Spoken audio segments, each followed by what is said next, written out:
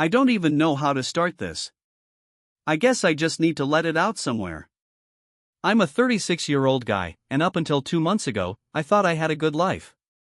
A beautiful wife, a steady job, 2 dogs, a house we'd been slowly turning into a home. We weren't flashy or exciting, but we were stable. I thought that was enough. My wife, Clara, 35, works as a regional manager in a large multinational tech company. I won't name names, but it's one of those logos you see on billboards in airports. She's smart, ambitious, always dressed sharp, always on the move. And part of her job involves travel, a lot of it. Business trips, client meetings, conferences. It used to be once every couple months, then once a month, then almost bi-weekly. I didn't love it, but I trusted her. Or, more accurately, I wanted to. The thing is, Clara and I have been together for over a decade. We met in college. She was the outgoing one, the spark, the girl who lit up rooms. I was the quieter guy. I fell hard and fast, and I thought she did too. Over the years, we built something that, I thought, was solid. We'd talk about everything. Or at least, I thought we did. A few months ago, I started noticing little things. The late-night texts from work, the sudden bathroom trips during dinner when her phone vibrated, the way she'd smile at a message and then quickly lock her screen. Once, I joked. "Texting your work husband again?" She laughed. "God no, it's just Matt. He's such a dork." Matt. The name started popping up more and more. Matt was her co-manager. They often traveled together. "It's just easier to handle clients in pairs," she'd say. "He's married with a kid," she'd say. "Stop being paranoid," she'd say. So I did. I pushed it down. Every red flag, every weird shift in her tone, I swallowed it. Because I didn't want to be that guy. The jealous, insecure husband who interrogates his wife for working late. Until the airport incident. I was flying back from a work conference of my own. Different city, different company. Completely unrelated.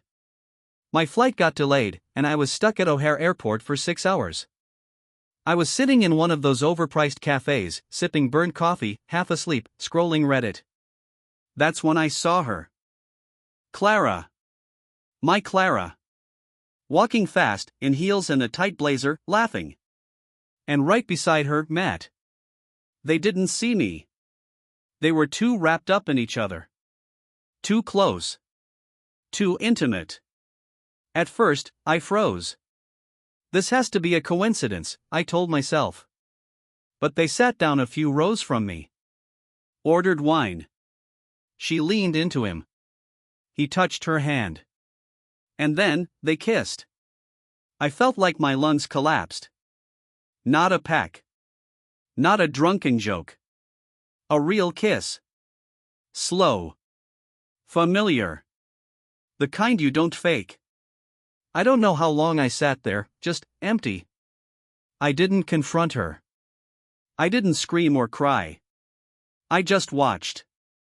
Then I got up, walked away, found the nearest bathroom, and threw up. She came home the next day, smiling like nothing happened. "How was your trip, baby?" she asked, kissing me on the cheek. And I said, "Fine." I didn't sleep that night. I lay there beside her, staring at the ceiling like a corpse, while she drifted off with that same satisfied sigh she always made after traveling, like the world finally stopped moving. All I could hear in my mind was that laugh. That look on her face when she smiled at him. That kiss. Not a mistake. Not a lapse. Something practiced. I wanted to confront her.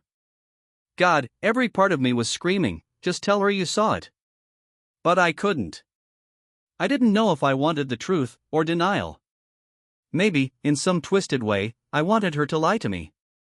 Just to see if she'd still do it. The next few days were a blur. She kept being herself, smiling, asking me what I wanted for dinner, making coffee, showing me memes. I started observing her like she was a stranger. How she tilted her head when she lied. How she touched her hair when she was nervous. I was watching her like a detective. Or a man waiting for his own execution. That's when the first coincidence happened. I was at a bar with a friend from work. One of those post-shift, let's bitch about our jobs and pretend we don't hate our lives kind of nights. We sat down near the bar, ordered whiskey, and I noticed this woman 2 seats over, arguing on the phone. Loud. Emotional. Definitely drunk. And you think I don't know what you're doing in those hotel rooms, Matt? Matt? My ears perked up. Every time it's her, she said, venom in her voice. Every single F***king trip. I see how you look at her in those photos. I saw the texts. She ended the call, slammed her phone down, and ordered another drink. I didn't mean to stare, but I guess I did, because she turned toward me and laughed bitterly. You ever get cheated on by someone you paid half the mortgage with? I blinked. Not officially. Yet. We talked. Her name was Erin. She was Matt's wife. And suddenly, this wasn't just a gut feeling. It was real. We ended up sharing drinks and pain. She told me how distant he'd been. The way he changed after he started partnering with Clara. I told her nothing concrete, just that I had doubts too. We didn't swap details, but we both knew. That night, I drove home in silence. I sat in my car outside the house for a full hour, engine running, headlights off. Then I texted Clara. Erin says hi. Her response was instant. Who's Erin? Then. Everything okay, babe? I turned off my phone. The next morning, she was waiting at the kitchen table, pale and puffy-eyed. What was that text last night? Her voice cracked.